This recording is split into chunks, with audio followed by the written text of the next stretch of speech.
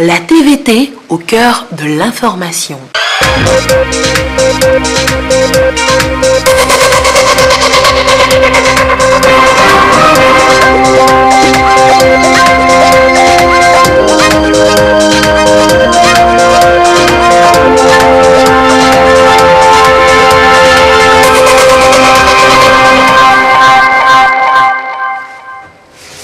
Merci de nous rejoindre sur la télévision togolaise à l'heure du journal dont voici les titres. Les PME-PMI auront un nouveau coup de pouce, ceci grâce à l'accord de siège signé ce jeudi entre le gouvernement togolais et le Fonds africain de garantie ancien Gari.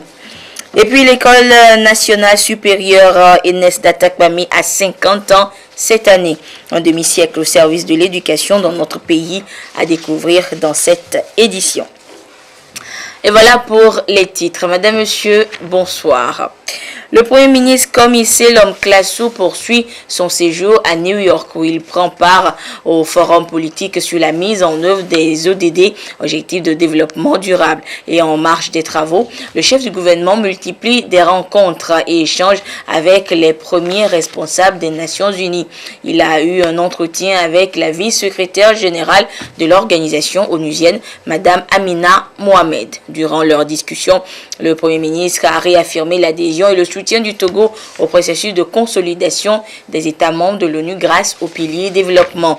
La numéro 2 de l'Organisation mondiale a félicité le Premier ministre pour la brillante présentation du rapport Togo axé sur le plan national de développement qui intègre si bien les ODD. Et toujours dans la matinée d'hier mercredi à New York, le Premier ministre Komi Selom Klasu s'est entretenu avec M. Abdoulaye Mar Dieye, directeur du bureau d'appui aux politiques et programmes du système des Nations Unies, et ensuite avec Mme Fekitamoala Katoa, sous-secrétaire général des Nations Unies et haut représentant des Nations Unies pour les pays les moins avancés. Les discussions avec les deux personnalités du système onusien ont porté essentiellement sur le processus de mise en œuvre du plan national de développement PND du Togo et surtout voir dans quelle mesure les Nations Unies pourront accompagner notre pays. Nous écoutons tour à tour M. Ndiaye et Mme Katoa au sorti de l'entretien avec le Premier ministre au micro de Isidore Kobati. Je voudrais remercier le Premier ministre d'avoir bien voulu venir nous voir ici au PNUD et partager un peu l'expérience togolaise dans l'élaboration du nouveau plan national de développement. Nous avons été séduits lorsque nous avons écouté ce que le Premier ministre nous a dit, les trois axes du programme. Et en l'écoutant, je suis convaincu que le Togo est sur la piste de l'émergence. Et je disais au Premier ministre qu'en janvier, nous allons organiser à Dakar, au Sénégal, la 3e conférence internationale sur l'émergence de l'Afrique. Et je suis convaincu que cette conférence pourra être l'occasion pour le Togo de partager sa vision de l'émergence. Le Togo est un point central dans la géostratégie de l'Afrique. Et donc, comme des pays l'ont fait avant, notamment des pays comme Hong Kong ou Singapour, jouer sur leur positionnement géostratégique comme ressort de l'émergence. Et nous voulons saluer cette vision du président de la République et dire toute notre admiration et réaffirmer l'appui et le soutien du système des Nations Unies en général et du PNUD en particulier dans cette noble aventure qui est l'émergence. Merci. We had a discussion about the development. Nous avons discuté du programme national de développement du Togo et nous avons aussi échangé sur les voies et moyens de sorte à pouvoir appuyer en fait le Togo dans la mise en œuvre de ce plan national de développement. Le plan national de développement est en adéquation parfaite avec les objectifs globaux, y compris le programme d'action d'Istanbul et les ODD. Et nous avons aussi discuté des voies et moyens de faire en sorte en fait, que le Togo sorte de la catégorie des PMA. the LDC state. Le gouvernement togolais renforce son partenariat avec les institutions économiques pour soutenir le secteur privé dans le pays. Et je vous le disais en titre, pour matérialiser ces efforts, un amendement d'accord de siège est intervenu entre le gouvernement et le fonds Gari, devenu African Guarantee Fund, le fonds africain de garantie pour les petites et moyennes entreprises. Les précisions avec Eli Agba Niadao et Félix Semdacha. C'est une institution qui veut être plus présente au Togo et plus proche des opérateurs économiques du secteur privé. Un engagement qui devient possible avec la signature de l'amendement de l'accord de siège entre le gouvernement togolais et le African Guarantee Fund pour les petites et moyennes entreprises, AGF West Africa. Un accord pour permettre la construction du siège de l'institution au Togo pour accompagner les PME-PMI dans l'accès au crédit bancaire. En ayant choisi Lomé comme son siège régional, AGF West Africa va continuer à octroyer des garanties aux banques et institutions financières de la place. C'est un peu plus de 75 millions de dollars, donc plus de 42 milliards de francs CFA qui seront accordés aux institutions financières, ce qui permettra de lever et d'aider au financement de plus de 82 milliards de francs CFA octroyés par les banques directement aux PME, PMI togolaises. Donc ça, c'est l'impact, je dirais, direct. On a une assistance technique qui permettra d'accroître les capacités des PME, PMI et aussi des banques togolaises. Je vais notamment parler du projet que nous avons d'installer au Togo, un incubateur de projets pour les PME, PMI. L'African Guarantee Fund West Africa est l'ancien fonds Gari, installé au Togo depuis 23 ans. Le représentant du ministre en charge des Affaires étrangères s'est réjoui de la confiance faite par l'institution panafricaine au Togo en s'y installant pour bâtir un nouveau type de relation qui va permettre de soutenir les actions du gouvernement dans sa politique visant à faire du Togo un espace économique plus dynamique. Dans l'exercice, et les postes de contrôle juxtaposés jouent également un important rôle dans l'essor de l'économie du pays et surtout dans le processus d'intégration dans la sous-région ouest-africaine. Et c'est justement pour prendre le pouls de celui du poste juxtaposé de Saint-Cassé que les membres du comité consultatif des PCJ se sont réunis pour la première fois cette année. Depuis Saint-Cassé, la correspondance de Désiré à l'œil. Les postes de contrôle juxtaposés de Saint-Cassé, une illustration parfaite de l'intégration économique dans les pays de l'UMOA. Une volonté pour renforcer le mécanisme de travail dans l'intérêt économique des pays, ici le Togo et le Burkina Faso. Lancés en 2011, ils sont opérationnels. Les membres du comité consultatif venus du Burkina Faso, du Togo, du Scanning System, le concessionnaire et l'UMOA pour évaluer la feuille de route et redynamiser leur fonctionnement. Modèle dans l'espace UMOA, ils doivent jouer leur rôle et servir toujours d'exemple. Nous sommes là pour émettre des idées, pour faire des recommandations à l'endroit de l'institution mère qui est l'UMOA, pour faciliter les activités à la frontière dans le bon sens et pour atteindre les objectifs. Vous n'êtes pas sans savoir que le PCJ de Saint-Cassé constitue le pilote dans la communauté UMOA. Beaucoup de choses ont été faites, les lignes ont assez bougé et nous n'en voulons pour preuve que la réintégration des douanes togolaises au sein du site après une absence de 3 ans, 38 jours pour cause d'insécurité. Et si la douane togolaise a pu réintégrer le site depuis janvier 2018, nous estimons que nous avons suffisamment avancé et toutes les conditions qui n'étaient pas réunies sont aujourd'hui acceptables et nous sommes là pour réfléchir sur les voies et moyens. Nous avons bien sûr fait des avancées, mais beaucoup reste à faire. L'Agence japonaise de coopération internationale JICA finance les travaux des PCJ de Saint-Cassé. Travaux pour consolider les acquis des projets des postes portant cahier de charges relatifs à la Convention. Ces rencontres périodiques du comité consultatif sont des exercices pour améliorer la fluidité sur le corridor et simplifier les procédures sans entrave à la frontière. Un nouveau bureau du comité sera mis sur pied à la fin de la rencontre. Le SIG, Système d'information géographique, est un élément très important dans la planification et les politiques de développement.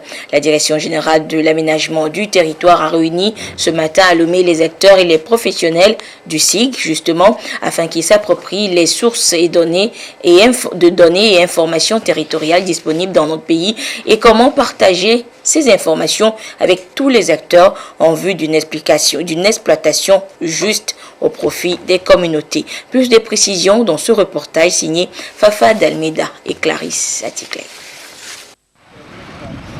Une bonne politique de développement résulte d'une maîtrise parfaite de l'espace géographique. C'est là qu'intervient le système d'information géographique SIG qui permet de faire toutes sortes de travaux cartographiques, notamment les cartes thématiques. Au Togo, il est constaté un manque de synergie entre les acteurs de production des données et informations territoriales.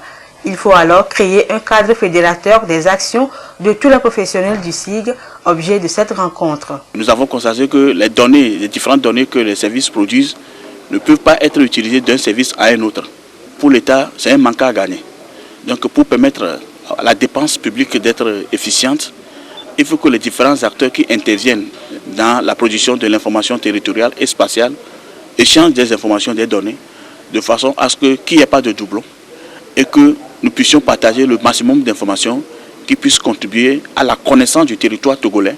Et une fois que ce territoire sera connu dans toutes ses dimensions, on peut maintenant enclencher les actions de développement et de planification. L'Union africaine et l'UEMOA ont compris très tôt l'importance du système d'information géographique dans le développement, d'où la mise en place de l'Observatoire régional d'analyse spatiale du territoire communautaire OASTEC. L'Observatoire national de la politique de l'aménagement du territoire ONPAT constitue l'antenne nationale au niveau des pays. Cette rencontre d'échange balise le terrain pour le bon fonctionnement de l'ONPAT, un cadre de collaboration susceptible d'anticiper sur les insuffisances et les difficultés éventuelles en matière de collecte de données et d'informations géographiques. Je vous le disais également en titre, l'École nationale supérieure ENS d'Atakpamé célèbre son jubilé d'or, un anniversaire pour faire l'état des lieux après 50 ans de parcours dans le système éducatif togolais. C'est également une occasion d'évaluer donc le chemin parcouru afin de repartir sur de nouvelles bases. La cérémonie d'ouverture avec le compte rendu de Silver Abdou. Une date, un événement. 1968, la célébration de la création de l'ENS d'Atapamé. À cette date, une histoire a commencé dans le parcours pédagogique de cette école, la formation de diverses catégories d'enseignants. Aujourd'hui, 50 ans au service du secteur de l'éducation, élèves, professeurs, normaliens, personnel administratif, formateurs et bien d'autres célèbrent ce jubilé d'or. Un jubilé pour évaluer les 50 ans de marche dans la formation des formateurs, mais aussi évaluer les acquis et les performances autour du thème « L'ENS, 50 ans au service du système éducatif, quelle perspective ?» La formation donc des formateurs est le soubassement de tout développement dans un pays. Et quand la formation est bancale à un niveau de l'échelle, c'est que tout processus sera un processus bancal. L'ENS a été au centre des réformes de 1975. L'ENS a été au centre des réformes. Alors donc vous comprenez qu'il y a des éléments donc à apprécier. L'ambition dans la création de cette école est de parvenir à pallier le déficit de formateurs dans les écoles. La célébration de ce jubilé d'or est donc un devoir de mémoire selon les responsables afin de penser également aux personnes ayant animé la vie de l'institution. Ce sont elles, justement, qui reçoivent ici des prix de reconnaissance pour le service rendu et leur engagement dans la formation des jeunes. Je suis très fier du chemin que nous avons parcouru ensemble de 1994 à 2001. Après, il y a eu une suspension et à partir de 2010, nous avons contribué à la réouverture de cette école normale supérieure parce qu'on savait que l'enseignement des sciences exactes était en train de mourir dans notre pays. Aujourd'hui, j'ai été surpris que l'État aussi regarde ce que nous faisons ici. Donc l'État a regardé, il a trouvé que le travail que nous faisons ici était bien. Donc je ne peux être que content et fier.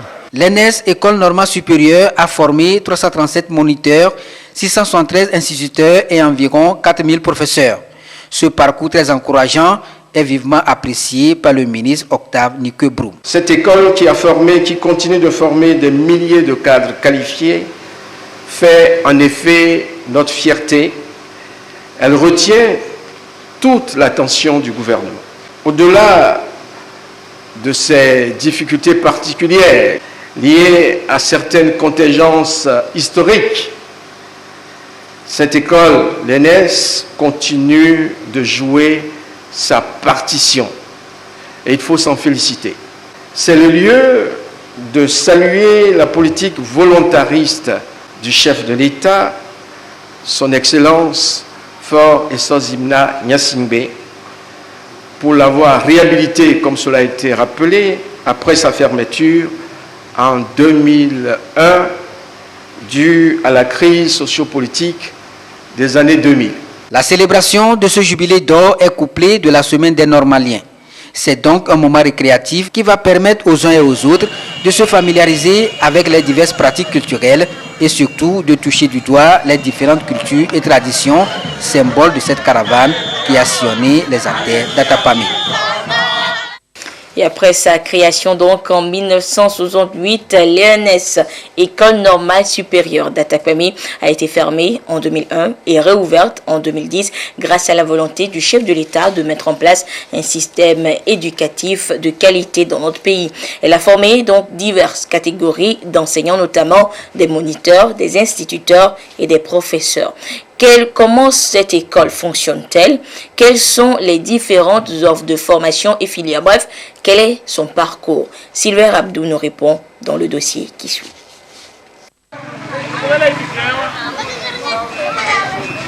Créée par décret présidentiel en 1968, l'ENS d'Atapami, encore appelée École normale supérieure, a été initiée pour jumeler les institutions de formation de l'époque, notamment l'école normale de la Makara et le cours complémentaire d'Atapami.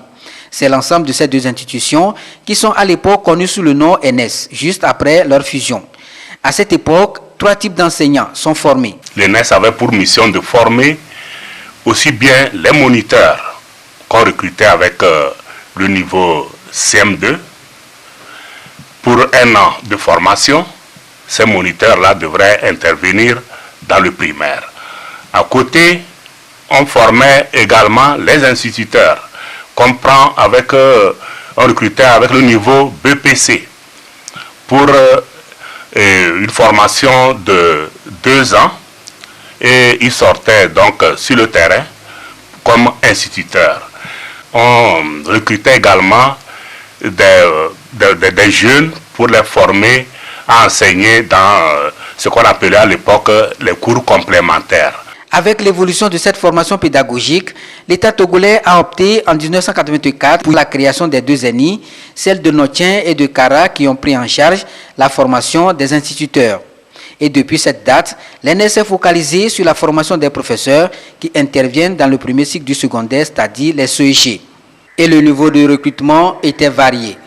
Pour la formation des professeurs de CEG, le niveau de recrutement a varié. Bac 2 jusqu'en 1995. Et de 1995 à 1996, on a initié le recrutement des candidats avec le niveau DEG 2. Le gouvernement a décidé en 1998 de ramener le niveau de recrutement à Bac 2, plus 3 ans de formation. Et en ce moment-là, on a obtenu suffisamment de candidats. Cette nouvelle donne a permis à l'ENS de maintenir 2 filières avec à l'affiche 6 options spécifiques.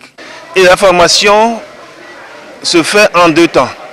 Il y a d'abord ceux qui viennent avec le bac pour 3 ans de formation, et là c'est en mathématiques et en sciences physiques. Et ceux qui viennent avec une licence académique pour 6 semestres de formation en SVT, en histoire géo, en français et en anglais. Depuis sa réouverture en 2010, le concours est organisé chaque année dans la perspective de satisfaire la demande sur le terrain. Et la promotion 2018, la voici. Parmi elles, Ezoué Takpala en option histoire-géographie. En tout cas, la formation ici à l'UNES, ça se passe bien. C'est vrai que c'est un peu difficile, comme toute formation, mais comme nous savons pourquoi nous sommes là, nous défendons. En tout cas, en général, tout se passe bien. Cette formation a façonné la vie de nombre de jeunes sortis de cette école. Certains parmi eux saluent l'initiative au service du développement et du secteur éducatif. L'ENES, l'École normale supérieure, nous a donné le meilleur outil pour pouvoir travailler sur le terrain. L'ENES, à travers les formations que nous recevons, nous amène à être de vrais pédagogues et en didactique aussi. L'ENES nous éduque, nous instruit en beaucoup de choses. 50 ans d'expérience dans la formation des formateurs, 50 ans de compétences pratiques, l'ENES d'Atapamé a donc fait du chemin. Grâce à cette formation, le secteur éducatif dispose des ressources humaines qualifiées avec une éducation de qualité. Joyeux anniversaire donc à l'ENES, l'école normale supérieure.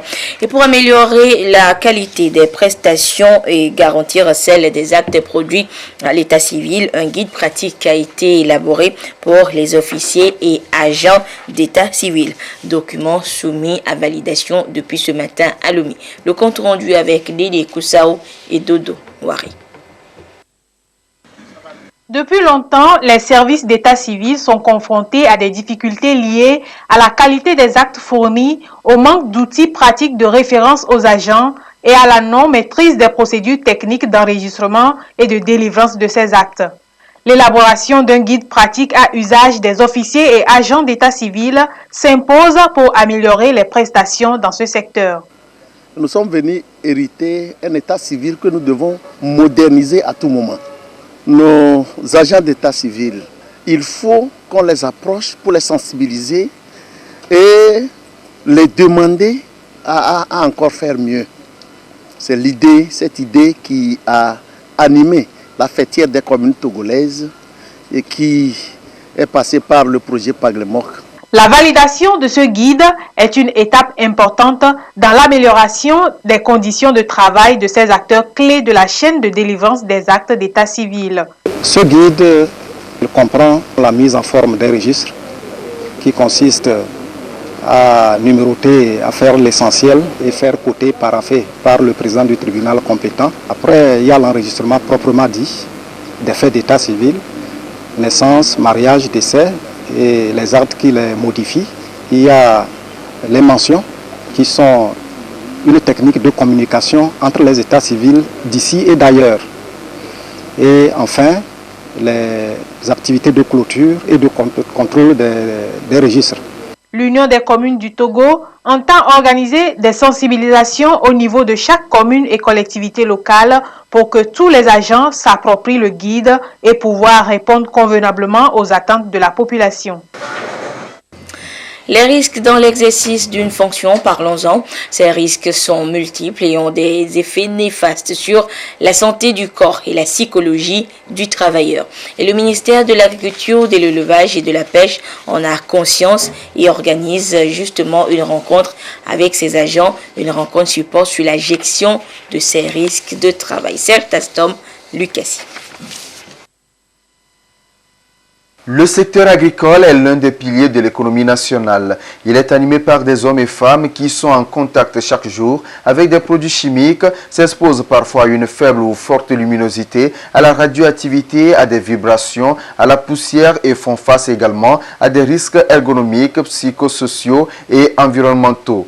Des risques de travail qui ont des conséquences négatives sur la santé et la sécurité de ces acteurs qui au final voient leur rendement baisser. Pour leur permettre de disposer des éléments nécessaires pour mieux se protéger et se prendre en charge, les agents du ministère de l'Agriculture sont ici formés. Les gens sont exposés à différents types de risques. Par exemple, les risques chimiques, donc des produits qui manipulent, qui peuvent être ingérés ou qui peuvent s'intoxiquer. Des risques ergonomiques par rapport à la manière dont ils travaillent, où ils peuvent avoir des problèmes de dos, des problèmes de reins et autres.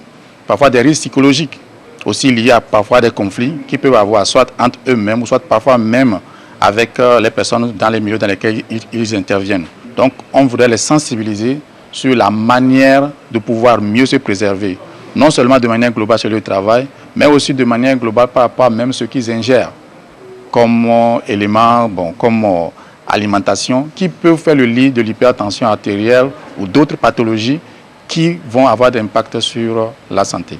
La santé et la sécurité au travail sont d'ores et déjà une préoccupation majeure des acteurs du secteur agricole et pour leur garantie, d'autant plus que la prévention des risques auxquels ils sont exposés dans leurs activités quotidiennes leur permettrait d'être plus productifs et plus rentables. Cette sensibilisation permettra à l'agent d'être en bonne santé et d'être plus utile à sa famille et de contribuer au développement du secteur agricole. Les risques professionnels en milieu de travail évités permettent à l'agent de mieux gérer le temps, de mieux gérer le stress et donc d'être plus productif et plus rentable pour le secteur. Les travailleurs, une fois à l'abri des risques professionnels, pourront véritablement faire face aux défis du secteur agricole, à savoir la transformation, la nutrition, la sécurité alimentaire et la promotion de l'entrepreneuriat rural. Dans l'actualité politique, une délégation de la CEDEAO conduite par le commissaire aux affaires politiques, paix et sécurité de la CEDEAO, le général Francis Béhanzin, a échangé avec les différents protagonistes ce jeudi à l'hôtel du 2 février. La délégation a reçu les représentants de la coalition des 14 puis ceux du parti au pouvoir. Rien à filtrer de la part de la délégation de la CEDEAO, l'organisation sous-régionale chargée donc de faire une série de recommandations pour permettre à notre pays de sortir de cette crise née depuis août 2017. Hors du Togo, il était attendu devant le Parlement congolais. Joseph Kabila a livré son traditionnel discours sur l'état de la nation. Le président congolais n'a pas mis fin au suspense en évoquant pas les prochaines échéances électorales dans le pays. L'actualité, c'est également cette déclaration de l'Organisation internationale pour les migrants qui fait état de la baisse du nombre de migrants arrivés en Europe par la Méditerranée sur les 6 premiers mois de cette année 2018. L'Europe, qui ne cache plus ses divisions face à ce défi, cherche par tous les moyens à retenir les candidats à l'immigration dans les pays dits de passage sur l'autre rive de la Méditerranée. Et pendant ce temps, la Tunisie refuse toujours d'accueillir les 40 migrants bloqués en mer depuis plusieurs jours déjà. Ni la Tunisie, ni l'Italie, ni Malte n'acceptent d'ouvrir leurs ports aux rescapés. Retour en page nationale avec ce communiqué du ministre en charge de la jeunesse et de l'emploi des jeunes qui porte à la connaissance du public que dans le cadre de la journée internationale de la jeunesse qui sera célébrée le 12 août prochain, le ministère lance un appel à projets pour sélectionner et primer 12 meilleurs micro-projets portés par des associations de jeunes. L'objectif de cette initiative est d'encourager et valoriser l'engagement civique des jeunes regroupés au sein des associations. À cet effet, la ministre informe les associations de jeunes désireuses de participer au présent appel à projet à déposer leur dossier de candidature du 17 au 31 juillet 2018 à la direction de la jeunesse et de l'emploi des jeunes à Lomé et dans les représentations régionales du ministère à l'intérieur du pays. Les termes de référence du présent appel à projet peuvent être consultés sur le site du ministère, le www.devbase.gouv.tg. Pour toute information complémentaire, priez à contacter la direction de la jeunesse et de l'emploi des jeunes au téléphone 22 61 63 29 au 90 88 42 44 ou au 90 81 92 75. Et après le communiqué, nous ouvrons maintenant la page des sports, la traditionnelle page des sports du jeudi, avec notre ami de tous les jeudis, Claude Ama. Claude, bonsoir. Bonsoir Anita. Claude, la Confédération africaine de handball a honoré hier un grand nom du handball national. Bien dit Anita, il s'agit de M. Emmanuel Azan Aïté Ajavon, premier président de la Fédération togolaise de handball de 1968 à 1972. À travers cette distinction, la Confédération africaine de handball a simplement rendu hommage à M. Ajavon pour le travail abattu au niveau du handball national et continental. Des précisions avec Jean-Kofi et Didi.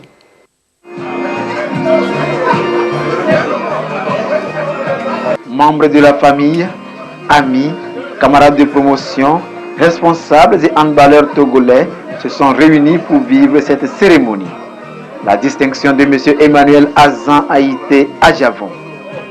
Ancien président, le premier de la Fédération togolaise de handball de 1968 à 1972, Emmanuel Ajavon a reçu une distinction de la Confédération africaine de handball. Une distinction méritée à lui remise par le président de la CAB, le béninois Mansourou Aremou, qui s'est dépêché spécialement à Lomé pour la circonstance. Notre institution a retenu de prêter une attention particulière à ceux qui nous ont dévancés. Il faut toujours rendre hommage à ceux-là qui ont fait un beau travail en son temps. Maintenant, il faut savoir exploiter l'héritage. On ne peut pas méconnaître cela. Nous l'avons fait en Côte d'Ivoire. Nous l'avons fait au Cameroun, nous l'avons fait également en Afrique du Nord, dans certains pays, plus précisément en Tunisie, nous l'avons fait en Égypte, tout simplement pour rappeler aux gens la nécessité d'écrire leur histoire et de définir les modèles qui serviraient de référence pour les acteurs locaux. Le handball togolais doit à cet homme qui reste une référence sur le plan continental. M. Ajavon représente l'icône du handball parce que sans lui, nous ne serions pas handballeurs et nous ne serions pas aujourd'hui à la Confédération africaine de handball. C'est lui qui a tracé les sillons que nous avons suivis pour devenir ce que nous sommes aujourd'hui. Et je crois que M. Ajavon est fier aujourd'hui parce qu'on dit souvent un succès sans successeur est un échec. Nous avons succédé à M. Ajavon et nous avons fait ce que nous avons pu pour pouvoir l'honorer et nous continuons à le faire jusqu'aujourd'hui. Donc c'est avec beaucoup de plaisir. Cela fait du bien d'être honoré pour service rendu et ce n'est pas M. Ajavon qui le démentirait. Je suis très ému. Et ensuite, sentiment de me retrouver au sein de la famille sportive de handball. Ça me rappelle comment on était ensemble il y a 50 ans. Avec les joueurs, on était dans l'amour du prochain et tout cela m'a donné beaucoup d'émotions. Telle une fête de retrouvailles, cette cérémonie a été l'occasion de partage pour la famille africaine du handball. Que vous allez prendre pour faire le sport sur votre plage.